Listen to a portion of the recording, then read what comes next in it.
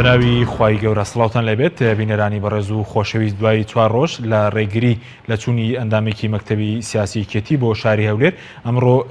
وەفدێکی پارتی دموکراتی کوردستان سەردانی مەکتەبی سیاسی کێتی لە شاری هەولێر کرد و تاوتوێی پەیوەندیەکانی هەردوولا و ئاسایکردنەوەی دۆخی نێوانیان کرد و بڕیارە نراوە کە لیژنەیەک بۆ چارەسەری کێشەکانیان پێک بێنن. بەمیواندارێک لە بەڕێزان لە سودۆی سەرەکی دارا محەممەد ئەمین وەزیر لە کابینەی پێنجەمی حکوومەتی هەرێمی کوردستان، هەروە لە هۆڵندا و دکتۆر چیا عەباس نووسەر و توێژەری سیاسی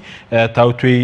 دۆخی هەرێمی کوردستان و مەسلەی ململانەکانی یەکێتی و پارتی دەکەین. سەرەتا ڕاپۆرتێک دەبین.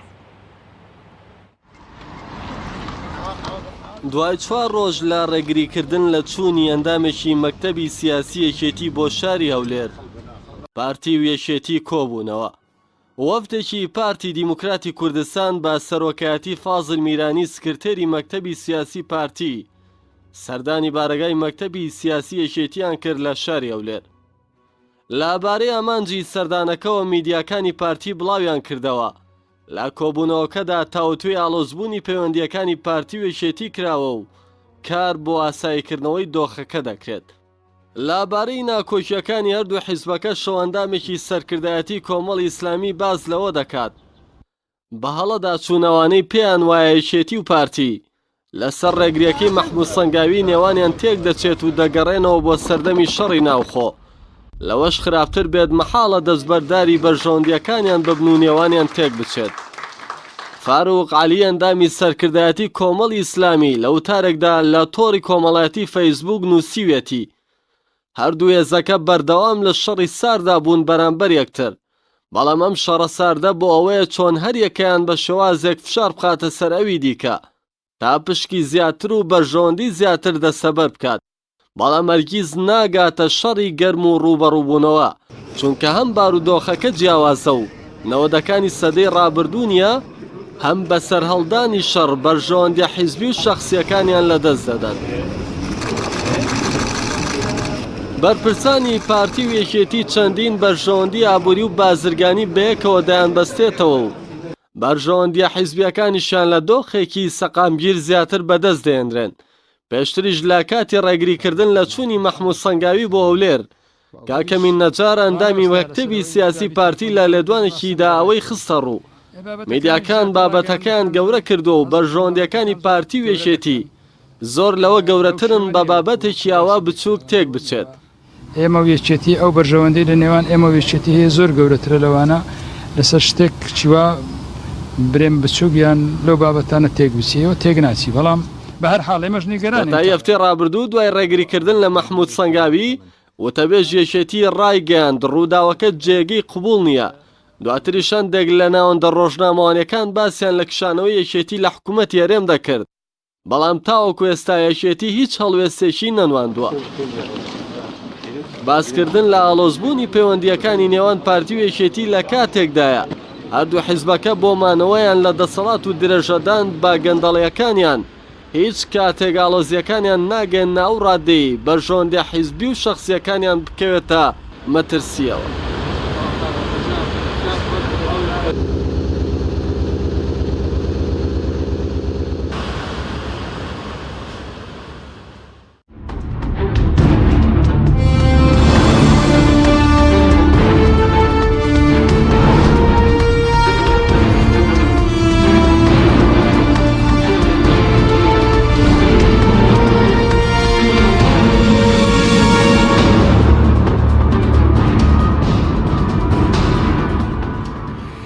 جارێکتر سڵاوتان لەبێت بینەرانی بەڕێز، سوپاس بۆ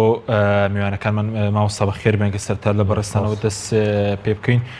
دوایەوەی کە لە هەفتەی ڕابردوو ڕێگری لە ئەندامێکی مەکتەبی سیاسی کێتی کرا بچێتە هەولێر.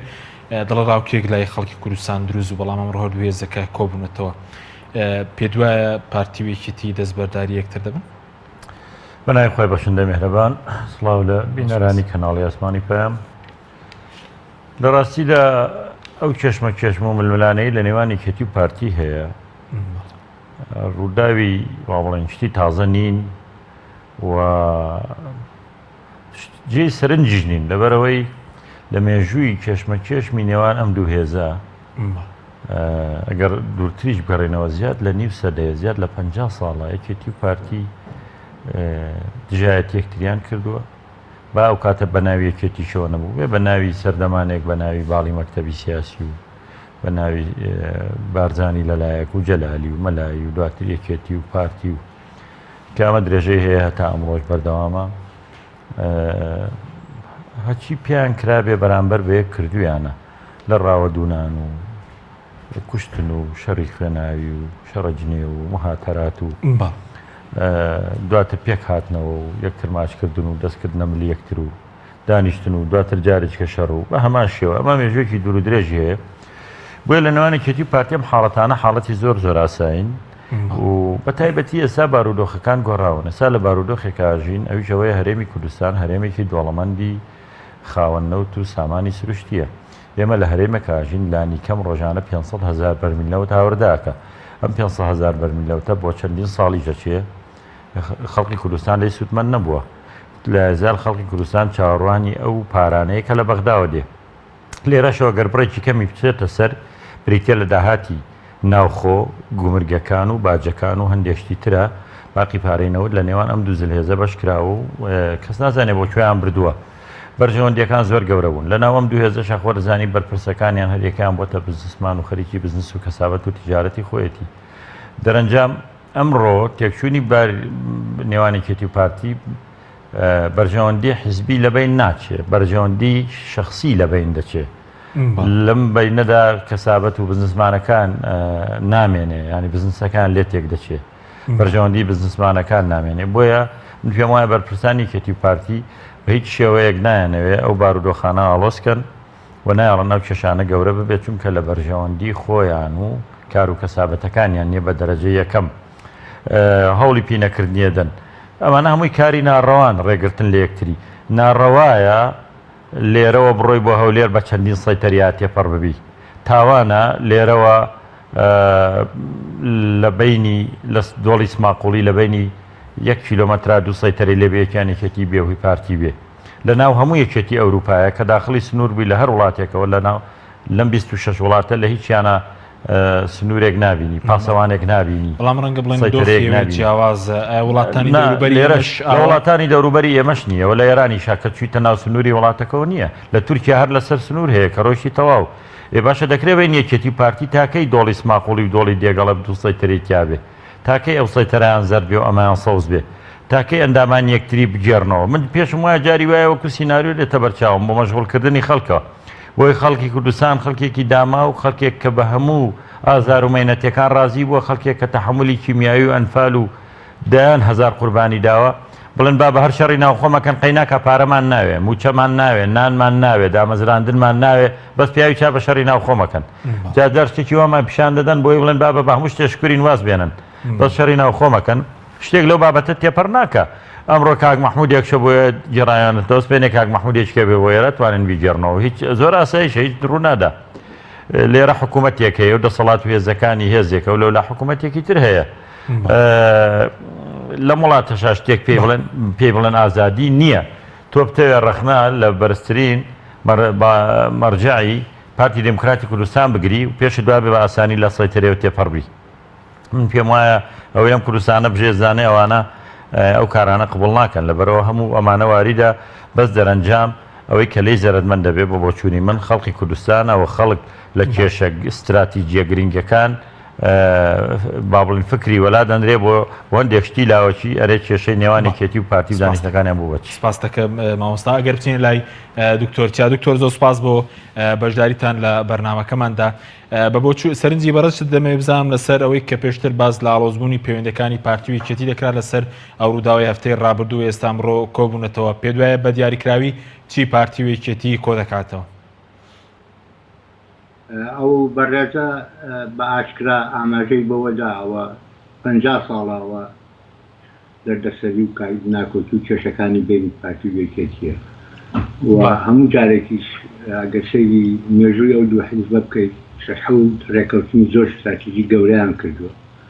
هەر لە 75 جوانێ تاکو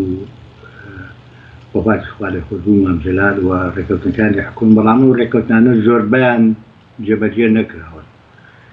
پرسیارەکە لێرە داوای ئایا ئەمە ئیرادەی میلەتە واکە ئەمانە جێبەجێ نەکەن جیاوازەکانیان چییە جیاوازی فکریە جیاوازی لەسەر ئایندەی کوردستان لەسەر شێوازی حکومڕانی لەسەر چیە ئەم جیاوازەکان دەرکەوت پاش لە پاش ڕاپەڕینەوە بە تایبەت لە دوای ڕوخانی سەدامەوە دەرکەوت جیاوازەکانی ئەمان جیاوازی بەرژەوەندیە دابەشبوونی میلەتە دابەشبوونی زمانە دابەشبوونی پێشمەرگەیە دابەشبوونی خاکە دابەشبوونی ڕەنگە لەناو ئەوەشا ئەم کۆرتوری دابەژوونیان شۆتە ناو حیزبەکانی خۆشیانوانەیە ئەم جەمسەر و ئەو دەسەر و ئەم کردو ئەو دەکەن ئەنی دابەشبوون یەکێکە لەو ریشانەیەکەوە ناکۆچیانی بینی پارتیەکێکی هێناوێتە ناو کۆمەلگای کوردیەوە و ئەم دابەشبوونە شۆڕ بۆتەوانێت بۆ ناو حیزبەکان و بۆ ناو کۆمەلگا و ناو موسسات و دەستگا و دەستگاکانی حکوومەت سەردەمێ پەنجا بە پەنجا بوو ئێستا بێ وەزیر وەکیل وەزیرەکەی ئەو بێت ئەو وەزیرە ئەو وەکیل وەزیر مدیر عامەکە بێت جێگرەکەیەوە بێت ئەم دابەشبوونەیەکە لەو دیاردانەیەکەوە ئەم دوو حیزبە لەسەری ڕاتون ئەمیش بەس تەنها بۆ ئەوەیەکەوە وەکو ئەو بەڕێزە ئاماژی پێدا بۆ پاراستنی و بەردەوامبوونی بەژوەنەکانی خۆیانە هیچینا ئەگەر نیەتێکی پاک هەبێت لە دوای ڕوخانی سەدامە زۆر بە ئاسانی ئەتوانی دووربێت لەسەر کۆمەڵێکی زۆر گرنگ لەگەڵ بەغا لەنەر بۆ حکوومەتی هەرێم ڕێکەون ئەوان لەسەر ئەوە ڕێک ناکەون پارێزگایەک بۆ دوو لە قورسی کوردستان دانێن کە کورد بێت دەبێت چاوەڕانی شیان لێ بکرێت باڵێ بەس دکتۆر ینی پێ دوایە و ڕێکەوتنانەی کە بەڕێز وتت زیاتر لە حەوت ڕێکەوتنیان کردووە لەسەر بەرژەوەندی خەڵک بۆ یاخود بۆ بەرژەوەندی حیزبیەوە کە بەڕێز وتت وەکو پێویستیش جێبەجێ نەکراوە کە شەڕیان کردووە ڕێکەوتنیان کرد یەکەم ڕێکەوتن لە 76 بووە لە نێوان بەڕێزان خالەکوت و مامدرار و کاک مەسعود لە لەندەن دوایەوە لە دوای ڕاپەڕین یەکەم اتفاقی ساژیان کردووە لایەوە چەند ڕێکەوتنیشان کردووە بۆ کۆتایی بەشەر ڕێککەوتنی واشنگتۆنی شەکردەوانە هەندێک دوای ئەو ڕێکەوتنی استراتیژی ئەمە ئەو ڕێکەوتنە گەورانەیە کەوا لە نێوانە بووە ئێستا بەڕێگریەک لە ئەندامێکی سەرکردایەتی یەک لەو لایەنە باوەڕ ناکەم تێگەیت هیچ لە مەسەلەکە بگۆڕێت ئەوان ڕێکەوتنیان کردووە بۆ ئەوەی بەیەکەوە بتوانن بەژەوەندەکانی خۆیان پارێزن ئەو ڕێکەوتانە من نکۆڵی لەوە ناکەم ئەو ڕێکەوتانە باشترن لەشان بەڵام ئەو ڕێکەوتانە لە ئاسی داخوازی و خەونی میلەتی کوردانی چکە بەروشە بەداڕشتن ئەو شتی زۆر جوانی زۆر ڕێک و پێکیتە هەمووی باسی بەرژەوەندی میلەت و دیموکراتی خوازی و مافی مرۆڤ بوو ئەوە ناکە بەڵام لە ئەرزی واقع لاوانە خۆیسان ئەرزی واقع کابێت پێوە نووسینی سەرکاغەز ئەو ڕێکەوتانە هەمووی بە دۆکومنتی بۆ وەسایقەیە لە دۆکومنتەکانی ویکلیکس هەمووی بڵاو بۆتەوانە هەمووی هەیە ئەوانە کیسی کۆلی لێ ناکرێت لەبەرەوە ئەوە ئەو دۆخە بەردەوامە بێت تاکو ئەو دوو هێزە بەو دوونیەتە دەسەڵات بەو دوونیەتە بێن حکومڕانی لە کوردستان بکەن لە بینی خۆیانە دابەشکن لە ناو خۆیانیشان جارێکی تر دابەشی کەنەوانێ تێگەی ئەوە ئایندەی کوردستان هە بۆ شێوازادە تەراوە حەکەین لە بینی بەغا و تووچە و ئێران و لەگەڵ ئەموو ئەو تێگەی بۆ کوردش لەو بێنا هەر کوردش باژێکی داوە بەڵێ باز دکتۆر پێدوایت کاتێک ینی پەیوەندیەکانیان بە بنبەست ناگەر لەبەر بەرژەوەندیە ئابووری و یاخود بڵێن بەرژەوەندیە حیزبی و شەخسیەکانی سەرکردەکانە تاکو خاڵێ خۆسوو مام جەلال لە ژیانەما بوو ئەو کاک مەسعود ئەیانتوانی بێ کۆچارەی هەموو مەسەلەکان بکەن دوای وەفاتی مام جەلال دۆخەکە گۆڕاوە چکە هاوشێنیەکە تێک چووە پارتی وەکو حیزبێکی نەتەوایەتی کلاسیکی کورد مەرجەعێتی هەیە پابەندن بە دیسیپلینەکانی بە فەرمانەکانی حیزب لە ناو یەکێتی ئەوە نەماوە لە ناو یەکێتی ئەوە تا خۆیان ئەندامان و ئەندامانی سەرکردایەتی و کارێ پێشبەرۆکانیان هاواریان ئێستاوە تێگەی کۆنگرێسیان پێ ناکرێت بۆ کاندیدێک تێگەی دەکۆبوونەوەکەن ئەم دابەشبوونەی ناو حیزبی کە باسم کرد یەکێکی بۆ بەچەند بەشێکوانە ئەمانە بوون بە ئەقسابە مەقسابانە بەرژەوەندی خۆیانەوێت هیچ ناگەر بەرژەوەندی حیزبیە بۆچی ڕێک ناکۆن دانیشن کۆنفرانسێککرد و سەرکردایەتێکی تازە هەڵەبژێرن و نەکرد بەڵام ئەم بێنە و بیبە و ئەم خاو خلیسکە هەمووی مانایە واگەێنێ ئەوانە بەرژەوەندەکانیان بەیەک ناگەنەوانێ کە بەیەک ناگەنەوانێ ڕەنگە هەر نمونەی هەڵبژاردننی دکتۆر بەرهەم لە حیزبێکی ترەوە بیهێنی بیکەی بە سرۆ کۆمارەوە باشی نمونەیەکەوە ئەو حیزبە لە ئاسێکە لەبەرەوە لەم دۆخە یەکێکی گەردیوێت خۆی تۆکمە بکات مەجەعێک بۆ خۆی دانە سنتەرێکی بریاری تۆکمە بەیەکەوە کار کرد و لەگەڵ پارتیا بەنگێکی تفاق بێت حکومڕانی بکەن هێزەکانی تریش ڕازیە بن بەوە بەڵام تا ئێساوە ڕووی نایەوە تا ئێساوە ڕووی ناوە من چاوەڕوانیش ناکەم ئەوە وا بە ئاسانی ڕووبان وەختێک لۆتی کوردستان وشک بوو یا ئەمە دەسەڵاتەمان دەبە نەوت بنێرین ئەو وەختە ڕێیەکەون ئەو وەختە ڕێیەکەون باڵ سپاس دەکەم دکتۆرە گرێم بۆ لای بەڕێزت مامۆستادار بگەڕێم بۆ لای بەڕێزت سەبارەت بە مەسەلەی ئەوەی کە یەکێتی لە مەسەلەی یەکەم ڕۆژی ڕێگریکردن لە نامەکەی مەکتەبی سیاسی باسی کشانەوەیان لە حکوومەت هەندێک بژاردە باسی کشانەوەیان لە حکوومەت دەکرد یاخود بۆ نمونە وەکو پێویستیش تاکو ئێستا ڕێکەوتنەکان لە کابینەی مەسەلەن نوێ جێبەجێ نەکراوە پێ دوای شتێکی وا ڕوودات یەکێتی لە کابینەکە بکشێتە نەخێر من هەر کاتی خۆی پێم وا بوو کە یەکێتی دەچێتە حکوومەت لە هەموو بارودۆخێکە و من یەک دوو جاری لە مێدیاکانە وتوبووم ئەگەر وەکو چۆن ماسی بێ ئاو ناژی ئاواژ یەکێتی بە بێ حکوومەت ناژی لە پەنای حکوومەتداری ئەوانە دەتوانن کارەکانی خۆیان بکەن و لە بارودۆخێکی ئاواشدا یەکێتی نیشتیمانی لە حکوومەت ناکشێتەوە لە کاتێکە یەکێتی وەختێک بڕیاری داوە بچێتە ناو حکوومەتەوە کە پێم وا بە یەکێتی زۆر باش پارتی دەناسێ لە هەموو لایەنەکان باشتر تاریخێکی دوور و درێژیان پێکەوە هەیە و یەکێتی دەزانێت پارتی ئەو شتانە جێبەجێ ناکە وەفیانە نەشی کردووە یانی ئەو هەموو بەڵێنانەی دراوە بە یەکێتی نیشتیمانی و بە بزوتنەوەی گۆڕان کا کامیان جێبەجێ کراوە خۆی هەر دوای ساڵە حکوومەتەکە دروست بووی تروا وردەوردە کاتیش دەڕوا ئەو بەڵێنانە جێبەجێ ناکرێت نەوەی بە وەکو حزبی پیان دراوە نەکۆی کە بە خەڵکی کوردستان دراوە لە بارودۆخێکی ئاواشدا ناکرێ یەکێتی و پارتی لە مانگێکە جارێک لە دوو مانگ یەک جار کۆبنەوەی ئەم جارە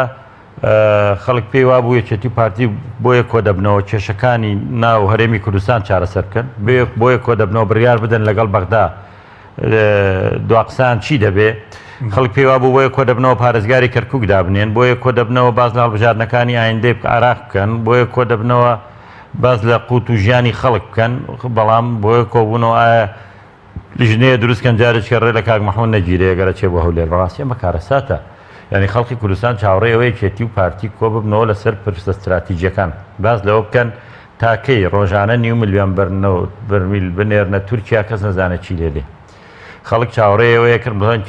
موچەکانیان موچەی پاشەکەوتیان بۆ جێڕنەوە خەڵک چاوەڕێەوەیە کرد بڵێن ئەوە مانگی دێ و موچێ مانگی 6 تا تەواو نەبووە بڵێن کێشەی موچەتان بۆ چارەسەرەکەن خەڵک چاوەڕێ ئەوەیە کردیان هزار دەرچوی زانکۆکانمان هەیە بۆ 10 ساڵی جەچێک کەس زانامەزرێ بڕیاریان داوای کێتی و پارتی ئەم جارە لە هەرێمی کوردستانە 30,000 کەس دامەزرێنن خەڵک بۆ ئاوایەوێ کێتی پارتی کۆبێتەوە نەک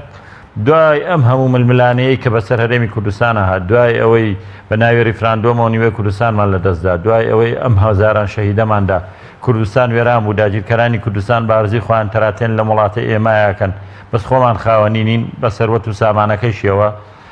بە هەیبەت و سمعەکەشیەوە دانیشتون وڵا لیژنەیەکمان پێکێناوە بزانین نەخوا بۆ ڕێگری لە فڵان کەس کراوە بۆ ڕێگری لێکرێ کەی سەردەمیەوە ماوە ڕێگری بکەن کەی سەردەمیەوە ماوە لیژنە بۆ دروستکەن کەی سەردەمیەوە ماوە بە ئیجازە خەڵک ئەم شارە و شار بکە کوڕەمە هەمووی شەرمەزاریە بەڕاستی من پێم وایە ئەمانە ئەگەر بەرژەوەندی ئەم میلەتان بیۆ خەمخۆری ئەم وڵاتە بن دەبوو زۆر دەمێک بەم خۆناغەت تێپەڕێنین کێشەی زۆر گەورەترمان هەیە لە کاتێکە هەرێمە ناوچەکە هەمووی بە کوشتی دەکوڵێ قەیرانێکی زۆر ڕوبەڕووی ئەم ناوچەیە بۆتەوە و نازانین گۆڕانکاریەکانی ئایندە بەرەوکوێ دەچێت عراق بەرەوکوێ دەچێت و عراق ڕوبەڕووی کۆمەڵێک کێشە بۆتەوە ئەوە ئێرانە لەگەڵ ئەمریکا لە کێشەیە تورکیا کێشەی گەورەی هەیە لەگەڵ ئەمریکا خۆی و لە لاوخۆی و لەگەڵ سووریا هەموو دەوروبەرمان وایە ئێمە تازە خەڵکی کوردستان چاوەڕێ ئەوەیە لەگەڵ ئەم هەموو گۆڕانکاریانەی کە لە ناوچەکە دێنە پێشەوە کورد شتێکی پشکێکی گەورەی دەستکەوێ هەنگاوێکی گەورە ببڕین نەجاتمان ببێ لەم قەیران و ناڕەحەتیانەی هەمانە بەڵام ئێستا ئەمە جارێک تر باز لەوە دانیشین باز لە پاسگەکان بکەین و لە پرزگارێکێ لەم پاسگەیە فڵان کەسی گێڕاوەتەوە بە ئەمریکێ گێڕاوێتەوە لەکوێ گێڕاویانەتەوە کۆتاییشی پیات و پێشتریش خەڵکی لە کاک محمود گەورەتریشیان گێڕاوەتەوە داهاتوو شەڕێ گێڕنەوە و سبێنە بیانەیە منیش و تۆش و هەر کەسێکتریش بێ نایەڵەن بچێناوە و ئیلڵا ئەو بێنەوە دەست بشۆیانەوە هیچ مناقەشەتیانە کوێ مێژووی ئەم دوو حیزبەوە بۆ یەکێتیش دەتوانێت هەر کەسێکی پارتی بێ ڕێ لێگرێ نایەڵە بێ و پێویست ناکە ناتوانن بێنە ئێرەش لەبەرەوە بێ بچن من حەزمە کرد سەرۆکی حکوومەت حکوومەت یاێمەم جارە زەنگەکەی کە چوو زەنگی خوێندن لە دهۆک لێدا بشوە لە کەلار لێبدا بۆچی بۆ لەبەرەوەی ئێمە بڵێن حکوومەتی یەکگرتووی کوردستانمان هەیە ئێمە دەڵێن دوو ئیدارەی نەماوە ئێمە دەڵێن ئەم حکوومەتە هەندێکشتی جیاوازی پێ جیاواز لە جاران سەرۆکێکی حکوومەتی تازەمان بۆ هاتووە ئێ بە ئەم جارە ئەم سەرۆکە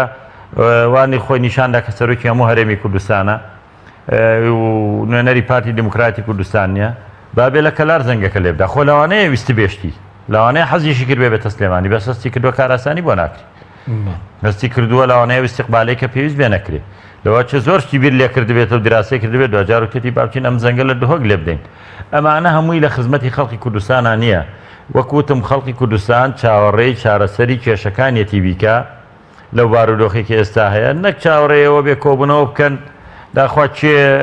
ڕێگری لێ دەکرێت جارێککە لێ ناکرێت پاشان ئەم بژاردانە قسەی خەڵکن خەڵکانێک کە لە ناوێکەتی نیشتیمانی کوردستان هەرێکی لە ئاستێکە ڕاو بۆ چووی خۆی دەربڕیەوە بەس دوجار بڕیاری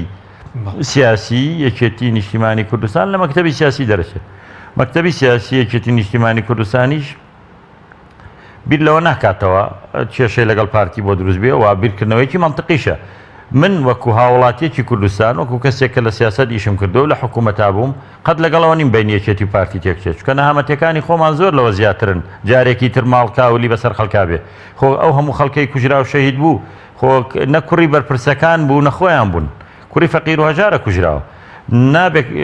نەتەمەنای ئەوە بکەین نەخۆشحاڵ بین نەئیشی بۆ بکەین کە شەڕی ناوخۆ ئاژاوە دروست بێتەوە دەبێ هەمومان ڕێگری لەو بکەین خۆزگەر خەڵقی کوردستان لەسەر کارەساتێکی ئاوا هەمووی داتە سەر شەقامەکان و بڵێ تاکەی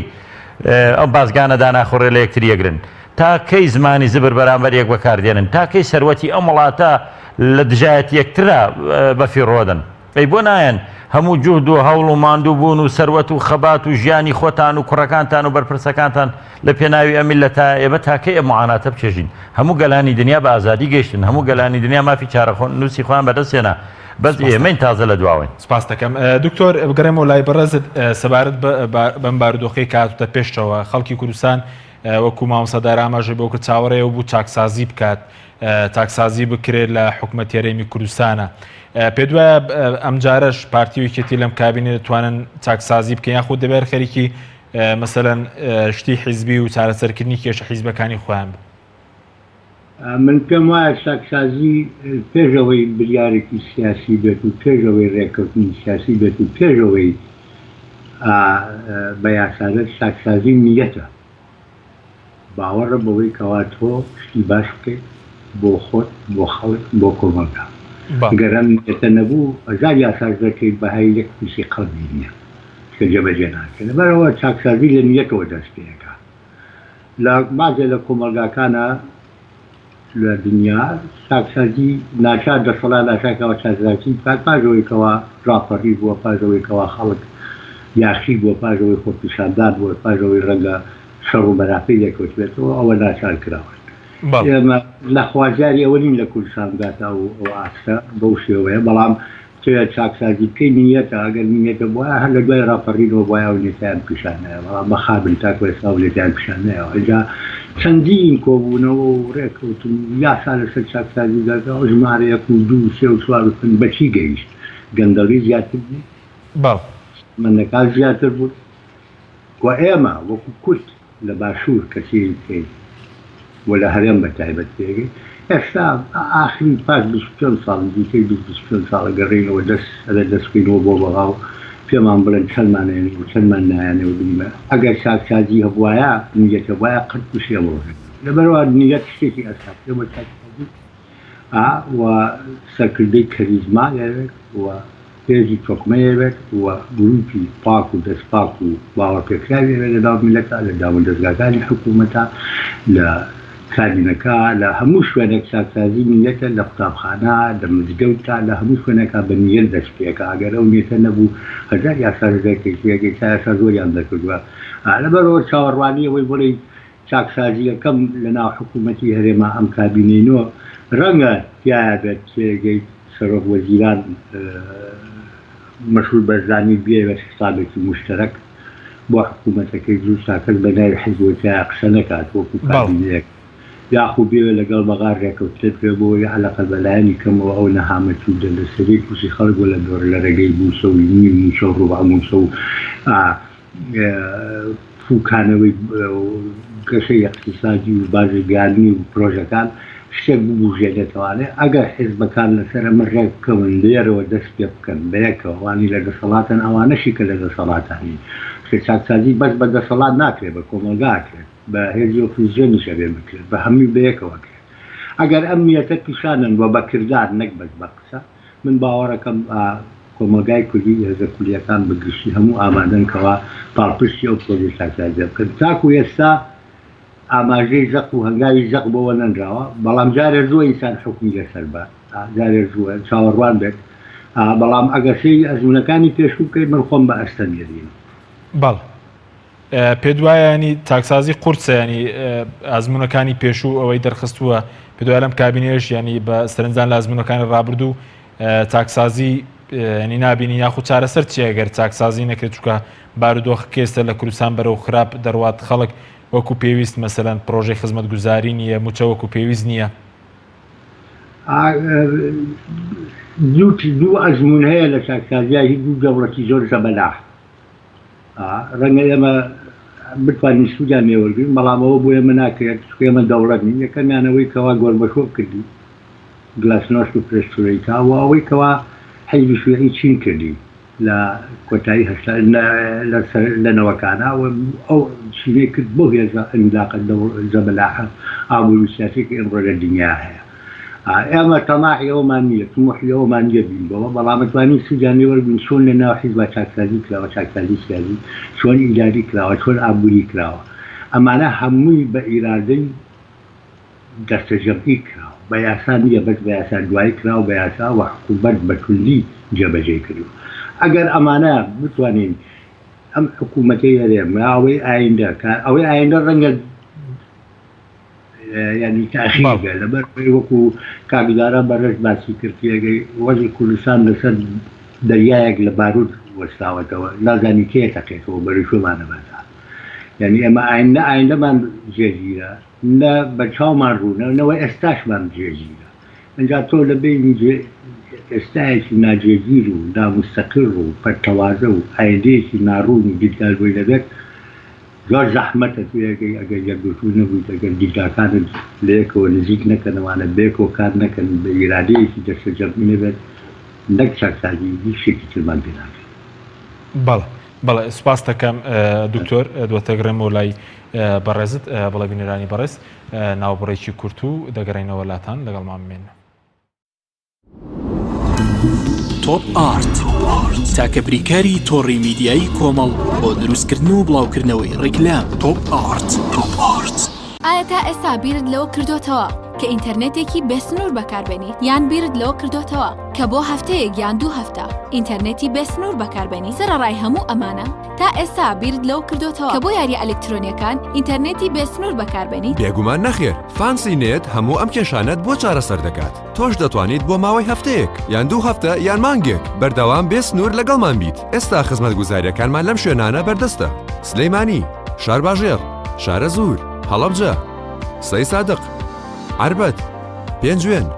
بازیان، تاسڵوجە و زەرگوێز. فانسی نێت، هەمیشە ئینتەرنێتی بێسنوور. کارگەی شەربەتی خاڵقی گیرەوەی خاڵقی بە تامەکانی پرتەقاڵ، مێوەژ، هەنار، لیمۆ و مۆز و ئەنەناس بەرهەم دەهێنرێت. تەواوی تامە سروشتیەکانی شەربەتی خاڵقی وێنەی باخێکی پڕمیوەیە. کارگەی شەربەتی خاڵقی لەگەڵ 24 ساڵ ئەزموون و بەتامی سروشتی. ناونیشان سلێمانی ناوچەی پیشەسازی 2 پشت ئەلبیستەکە. کارگەی شەربەتی خاڵقی. هەمومان حەزمان لە برنجە. برنجێک تامی ڕاستەقینەی برنجمان پێ ببەخشێت. بازار جملەی دێت لە برنج، بەڵام بژاردەی من برنجی دۆلفینسیە. بە تام و بۆن هاوشێوەی برنجی کوردیە. 100% سروشتیە. برنجی خڕی دۆلفینسی شێفە گەورەکان سەرسامەکات. بۆیە بێ دوودڵی بژاردەی من و کابانی ماڵە. تا ئێستا زۆر جۆری برنجم تاقی کردوتەوە، بەڵام هیچیان وەک دۆلفینسی نییە. تامێکی ترە ئێوەش دەتوانن تاقیکەنەوە. دۆلفینسی باشترینمان بۆ هەڵبژاردن. تۆپ ئارت تاکە بریکاری تۆڕی میدیایی کۆمەڵ بۆ دروستکردن و بڵاوکردنەوەی ڕیکلام. تۆپ ئارت.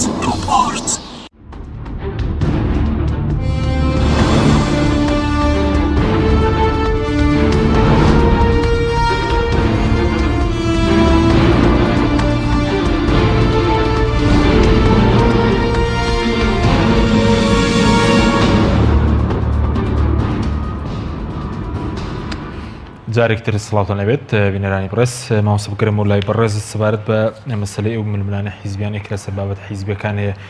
پێ دوایە ینی لەم کابینەیەشدا ئێمە نابێت چاوەڕێوەکەن کە چاکسازێکی ڕاستەقینە بکرێت چاکسازی سیاسی بێت چی ئیدارە بێ چاکسازی مەسەلەن لە دۆسیی نەوت و ئابووری بێ. بە لە ڕاستیەوە خەڵکی کوردستان چاوەڕوانیەکە بڕۆنا لە دوای ڕاپەڕینەوە ساڵ بە ساڵ داوای چاکسازیەکەین و بێم چاکسازیە بەردەوام بێ، یعنی ئەمە شیعاری هەموو پێغەمبەران و پیاوچاکان و دەسەڵاتداران و هەموو دادپەروەران بووە ئین ئوریدو إلا الإصلاح ما استطعت، هەموومان بە دوای چاکسازی بگەڕێین و دەبێت پێشمان وا بێ بکرێ بە تایبەتی لە وڵاتی ئێمە گەندەڵی و کەم و کوڕیەکان زۆر زەقن، یعنی پێویستی بەوەیە لە هەموو بوارەکانە چاکسازی ڕێشەیی بکرێ. بەس من پێم وایە چاکسازی ئاسان نییە، چونکە یەکەم وەکو کاکچیا باسی کرد نێت و ئیرادەی چاکسازی نییە، پلان و بەرنامە نیە بۆ چاکسازی بە کۆمپانیا ناکرێ، چاکسازی بە کۆبوونەوە ناکرێ، چاکسازی بە کردەوە ئەکرێ، بە نێت و ئیرادە ئەکرێ، چاکسازی بەوە کرێ بەرپرسەکان لە خۆیانەوە دەست پێ بکەن، چاکسازی بەوە کرێ. من کارنامەی حکوومەت شتی باشی تیا بوو، بەس حکوومەت دایانێت بە بەرنامە لێک نادرێتەوە ئەو کارنامێ بەڕێز دەڵێ بەرنامە دیار نیە بۆ بەڵام ئەم بە منیش ئەڵێم پێشەوەی بەرنامە هەبێ، کارنامە هەبێ، بێ نێت و ئیرادە هەبێ، لەگەڵ نێت و ئیرادەکە بێ کارنامە هەبێ. کارنامەکە ڕاستە شتی باشی تیا بوو کە هیوادار ماوانە جێبەجێکرێ، بەڵام پێویستی بەوە بوو کاتێک کە سەرۆکی حکوومەت دەڵێ پێویستیمان بە چەند هەزار پۆلە، چەند هەزار قوتابخانەیە لە کوردستانەکەم و کوڕیمان هەیە، لە کارنامەکەیە بڵێ ئێمە لەم 4 ساڵی داهاتوو 1000 قوتابخانە دروزەکەین. بزانین تا 4 ساڵەکە تەواو بێت چی دروزە بێت. کارنامەی سەرۆکی حکوومەتەکان لە وڵاتانی دنیا لە زۆرێکیان ناوە بە وردی شتەکانێکیە. 4 ساڵی داهاتوو ئەوەندەیەکەی نیشتە جێبوون دروزەکەین، 4 ساڵی داهاتوو کێشەی کەرکووک حەڵەکەین، 4 ساڵی داهاتوو 40,000 کەس دامەزرێنین، 4 ساڵی داهاتوو ئەوەندە نەخۆشخانەکەینەوە. ئەبوو ئاوا بەڕوونی ئەم شتانەی تیا بۆی بزانین ئەم 4 ساڵە چی ئەکاتەوە. بەس دەکاتێکا سەرۆکی حکوومەتی هەرێم بێ و بە ئێمە بڵێ ئێمە ئەوەندە ملیارد دۆلار قەرزارین، پێشمان نەڵێ قەرزەکان هیچێن، چۆن قەرزکراون، چۆن چارەسەری ئەکا، چۆن پڕی ئەکاتەوە، ئەمە پێ دوایە تۆ ڕوبەڕووی قەیرانێگە بێەوە کە ئەڵێ ئەم سەرۆکایەتی ئەم حکوومەتەش پێی چارەسەر ناکرێت. کێشەکان لە قەبارە و توانای حکوومەتەکە گەورەترن. لە یەکەم وتمان ئیرادەی چاکسازی نییە، گەر ئیرادە ببێ بە بەرپرسەکان لە خۆیانەوە دەست پێ بکەن، ناکرێ بەرپرسێک بە فەوج حیمایی هەبێ. بەڵام جاری وایە شەڕە لەسەرەوەی وەزیرێک یەک حیمایی هەیە. من خۆم یەک حیمایم هەبووە، کتابێکی گەورە و گرانیان کردومە سەر و ماموچەی حیمایەکەشیان بڕیوە، کەم حیمایە سایاقیش و حیمایەش و هەموو شتێک بووە. بەڵام لەو لاشەوە بە خەڵک بەرپرسی تر بە فەوج هەیەی، ئەمە کارەساتە. تۆ تەسەورەکەی بن بە بلانەیە گەندەڵیش بێ بە تەکلیفی شخصی لە کاکەریم سنجاری من سپاس یەکەم کە تەقدیری زروفی کردوتم با بە من مەسئولێکم و وەزیر بووم و بەرپرسیارەتیم هەیە بە سایاق و حیمایەک نەفەرمێ و نەفەرم بۆ بگێڕەوە ئەوەی بۆ گێڕامەوە باوەڕکە کاکەریم نەما هەم دیز لایەن بردەوە. یعنی ئەمە کارەساتە کە لە وڵاتێکە بەرپرسێک فەوجی حیمایی هەبێ نەتوانێت لە خۆی دەست پێ بکا بڵێ من ئەم فەوجەم بۆ چییە. وەنیە بەرپرسەکان بزنسمانن واز لە کۆمپانیەکانیان نەێنن کە ئەمانە کاری ئاسانە نەکرێت کە ئەوە نەکرێت چۆن ڕوبەڕووی ئەو گەندەڵێ گەورانە دەبنەوە دانەوەی چاکسازی بکرێت. چۆن دەتوانن بۆ نمونە ئێمە کێشەی گەورەمان لەگەڵ بەغدا هەیە تا ئێستا ئێمە نازانین ئێمە بە تەسکەرە عێراقین، بە جنسیە عێراقین، بە پەساپۆرت عێراقین، لە خەریتە لە ناو عێراقاژین و هەرێمێکین لە عێراق هەتا ئێستا. بەڵام کە دێتە سەر پارە واریداتەکە پارەشمان لە بەغدا دەوێت عێراق بینێرێ، بەڵام کاڵین نێوتەکە تەسلیمی ناکەین لەوانە عێراقینین ئابووری سەر بەخۆمان دەوێت. ئابووری سەر بەخۆ کە خزمەت بە وڵاتەکە نەکا و خزمەت بەسەر بەخۆی کوردستان نەکا و خزمەت بەوە نەکا هاوڵاتیانی تیا بەختەوەر و سوودمەند بن و نەتوانێت قوتابخانەیەک بۆ مناڵان دابین کار نەتوانێت دەرچوێکی زانکۆ دامەزرێنێ، نەتوانێت موچەی کەم ئەندامێک بدا ئەمما بوری سربەخۆیە خزم چییە ینی ئەمە بەڕاستی هەر شتێکی خەیاڵیە بۆ ترسان بۆ وەهمێکە وەهم هیچی تر نییە لەبەرەوە تۆ دێی کێشەمان هەیە بۆ نمونە کێشەی ئابووریمان هەیە کێشەی ئابووری ئێمە پێمان وایە وکمەوە کەسانی شارەزان لەم قۆناغایە بە چارەسەر دەبێت لەگەڵ بەغدا تۆ ببێ ئامادەبی داهاتی نەوتی هەرێم تەسلیمی بەغدا بکەی بۆی بەغداش ئەو لە 170 بودجێ لە 170 سا نانێرە با 15 با 14 بنێرێ ئەو لە 114 بێت کێشە بەشێکی گەورەی کێشەکانی هەرێمی کوردستان چارەسەرک موچەکانی وەکو خۆی لێ ئەدرێ ئاوادانکردنەوەی پێ ئەکرێ دەتوانن بڕێ قەرزێکی لێ بدرێتەوە دام پرۆژەی پێجێبەجێکرێ لە هەمان کاتیشا بودجێ پەرپێدانی پارێزگاکانی دێر پارێزگایك بە پێشمارەی دانیشتوانی بودجێی خۆیە بێ تۆ بۆ نایە لەگەڵ بەغدا ئەمە چارەسەرکەی بۆ ئامادەنی ئەم نەوتە تەسلیمکەی بۆ ئەتراف ناکەی کە پێشتر کۆنتراکتی غەڵەتمان کردووە و چوین نەوتەکەمان 50 ساڵداوە بە تورکیا و واریداتەکەی بۆ تورکیا هەڕوە لەو لاشەوە تورکیا بە فڕۆکەکانی دێ وڵاتەکە ئێمە بردومانەکە کوڕی فەقیر وەژارە کوژێ من ئەمان ئەمە دڵسۆزی نییە بۆ میلەتە و من پێشم وایەوە ناتوانن ئەو پلانانە جێبەجێکەن چونکە حکوومەت ڕاستە کارنامەی هەیە و ڕاستە دەیەوێ سەرکەوتوش بێ بێگومانم لەوێ هەر کەسێک سەر وەزیران بێ دەیەوێت سەرکەوتو بێ کێشەش چارەسەرکە بەڵام قەیرانەکان لە دەسەڵاتی حکوومەت گەورەترن ئەو قەیرانانە پێویستی بەوە هەیە لە هەرێمی کوردستانە سەرجەم حیزبەکان بەوانەی لە حکوومەت و لە ئۆپۆزیسیۆنن پێکەوە بەرەیەکی فراوان دروست بکەن پێکەوە پلانێک دابنێن بۆ داهاتوو و حکوومەت هەرێم لە پێشەوە ئیلتیزام بکە بەرپرسەکانی هەرێم ئەو دوو حیزبە التیزام کەن بۆ بڕیاری ئەنجومەنی باڵایە ئەگەر دروست بکرێ دوجار پێکەوە لەگەڵ بەغدا دانیشتن و گفتوگۆ بکەن و خاوەنی بڕیاریش بن کەوتیان بڕیارماندا ئەم داهاتە ئەم بڕە تەسلیمی بەغدا بکرێ هەموو پەرلەمانتارانی کورد دەڵێن دەبێت داهاتینەوە بە پێی یاسا تەسلیم بە بەغدا بکرێ بەس لە هەرێم لە هەولێر چێ جوابیانەداتەوە هەموو پەرلەمانی کوردستانی هەیە لە بەس چێ جوابیانەداتەوە ئەمە لەم حاڵەتا چاکسازی چۆن نەکرێت مەرجع چێ سپاس دەکەم دکتۆر چیابگەرم و لای بەڕێزت سەبارەت بەوەی کە بەڕێزوتت پێویستە ئیرادە بێ و ئیرادەی میلەتی شەبێ بۆ چاکسازی ئەوەندەی کە بەڕێزت دقت دابێت کە بەڕێزیشت پێشمەرگەی دێرینی هیچ کاتێک ینی بێ ئەو بێمتمانەیە کە خەڵک بەدەستەڵاتی هەیە وەکو ئێستا زۆر بووە یاخود پێ دوایە دەتوانرێت ینی متمانە بەچی بگەردرێتەوە لە نێوان خەڵکو و دەستەڵات من پێم وایە لە ئاکامی ئەو دۆخێکەوە رووسان بەسەریا ڕۆیشتۆ و ڕسایی ئەو گەندەڵی و نایاسایی و پێشەرکردنی یاسا و لە سایەوەدا خەڵکی کوردستان بە ئومێدیتی زۆری پێوە دیارەوە لە دوا هەڵبژاردنەکانە ئەو بە ئومێدیە بەرچاو کردووە ڕێژەیەکی زۆر ڕێژەیەکی بەرچاوی زۆر بایکۆتی دەنگانیان کرد تەنانەت پارتی وێکێستی وەکو دوێتی ئەوانی دەنگەکانیان کەم کردو بەڵام لەبەرەوەی نرخی کورسی دابەزی بوو ئەوان کورسەکانی خۆیان ژمارەی کورسەکانیان بەرزوارێ بۆ ئومێدیەکە دیاردەیەکی زۆر کوشندەیە چونکە وەختە زۆربەی خەڵک و میلەتێک بێ ئومێد دەبێت کە بێ ئومێد بوو توانای زمزۆری نامێنێت هیوای نامێنێت تااقەتی ئیشکردی نامێنێت تااقەتەوەی نامێت بێ بە بەشێک دینامیک لە کۆمەلگا بۆ لە زۆر بوارە بتوانێت دەوری خۆی بیرە ئەم بێ ئومێدیا دیاردەیەکی زۆر مەترسیدارەوە من باوەش ناکەم بەم زوانە ئەم بێ ئومێدیا بڕەوێتەوە ئیلا ئەگەڕۆکو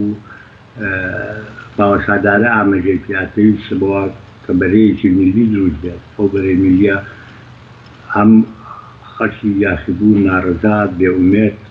لە هەموو کۆژەکانی کۆمەلگا لە هێرە سیاسەکان حتا لەوانشی لە ناو دەسەڵاتە بەشدارن و ئەمە بەرنامە و کاری خۆی بە شێوەیەکی مەدەنی و سیاسی بەڕێ بکات بە داواکاری هەبێت و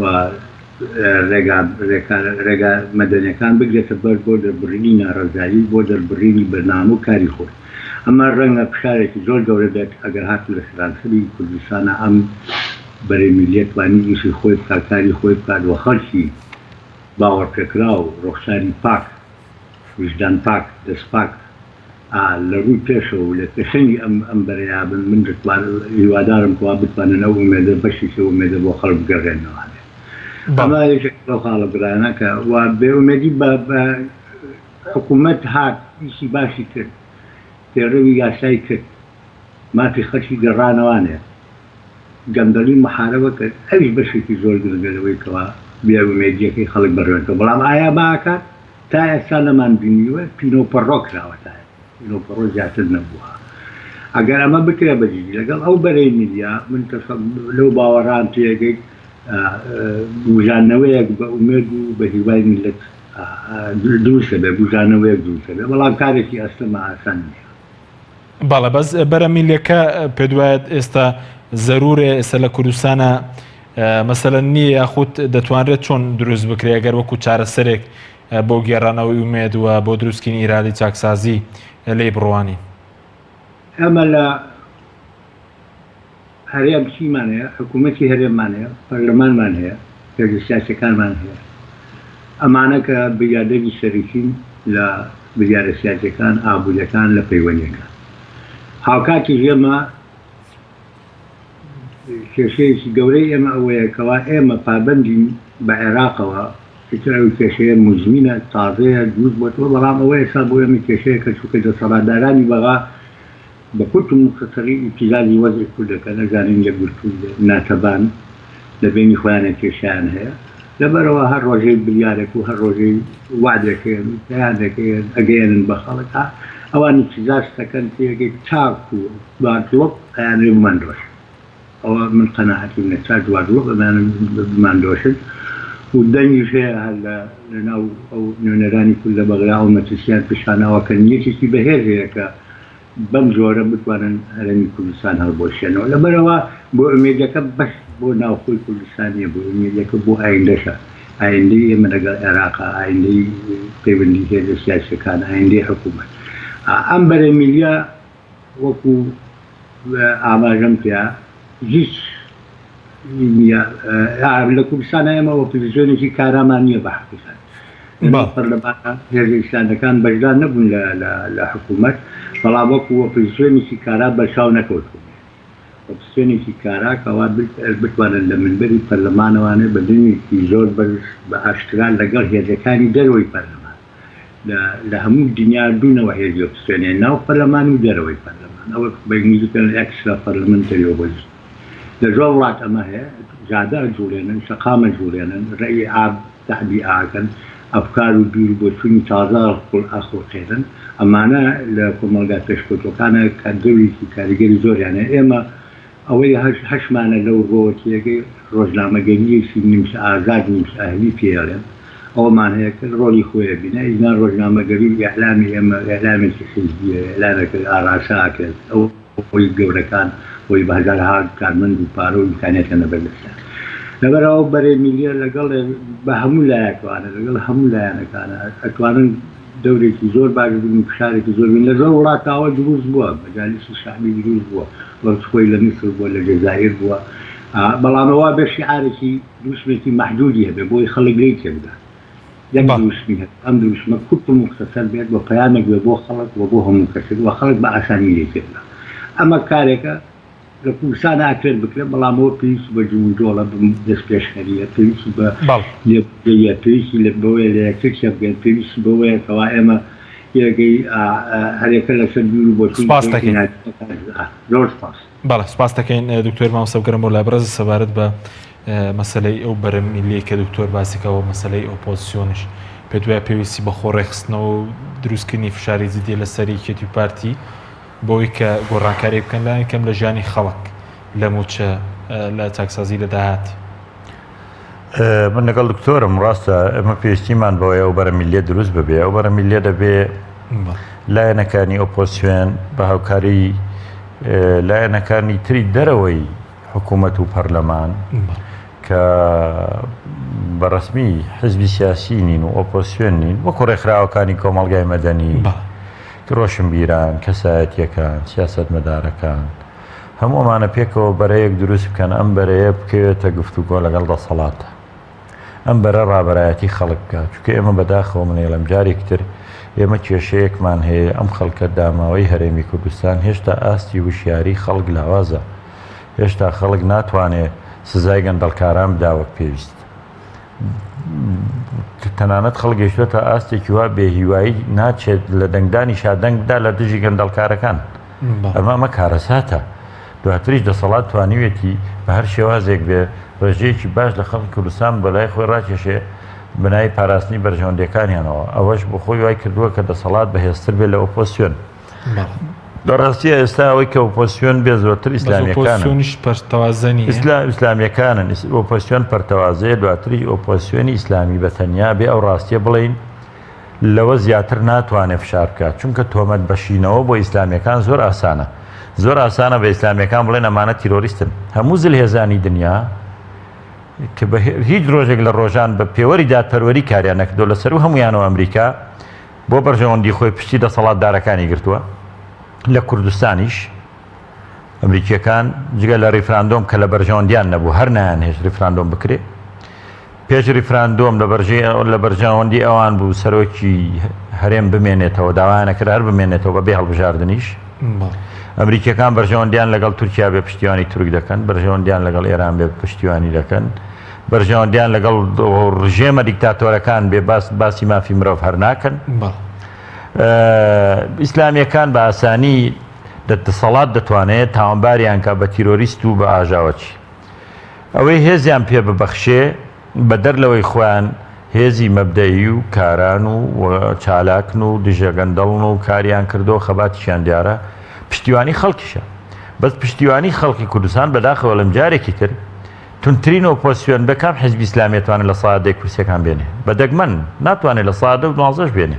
خەڵکی کوردستانی پشتیوانینی بۆیە من لەگەڵەوەم بە ئەم ئۆپۆسیۆنەی کە دروستە بێ هەموو لایەنەکانی تیابێ